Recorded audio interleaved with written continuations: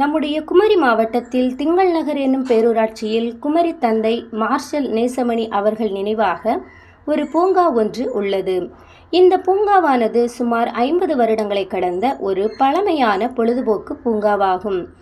தொலைக்காட்சிகள் அதிகமில்லாத காலத்தில் இந்த பூங்காவில் அமைக்கப்பட்டிருந்த தொலைக்காட்சியே இங்குள்ள மக்களுக்கு செய்தி தொடர்பாகவே இருந்துள்ளது என கூறலாம். இந்த பூங்காவின் சிறப்பம்சமாக இங்கு மிகவும் பழமையான நேர ஒலி பெருக்கி உள்ளது. மேலும் இந்த பூங்காவின் கூடுதல் சிறப்பம்சமாக பொது நூலகம் ஒன்றும் உள்ளது.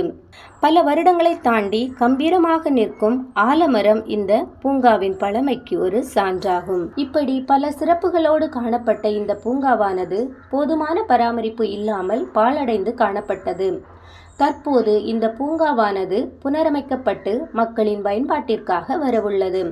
இந்த பூங்காவில் குழந்தைகள் பாதுகாப்பாக விளையாடக்கூடிய ஊஞ்சல், சறுக்கு மரம், சீசா போன்றவை இயற்கை அம்சங்களாகிய புல்வெளிகள், மரம் செடிகளுக்கு இடையே அமைக்கப்பட்டுள்ளது. குழந்தைகளின் பொழுதுபோக்கிற்காக அமைக்கப்பட்ட இந்த பூங்கா அனைவராலும் பாதுகாக்கப்பட வேண்டும். மேலும் இந்த பூங்கா 2019ஆம் ஆண்டு எந்த நிலையில் இருந்தது என்பதை பற்றியுள்ள வீடியோவை பார்க்க கீழே காணப்படும் லிங்கை கிளிக் செய்யவும்.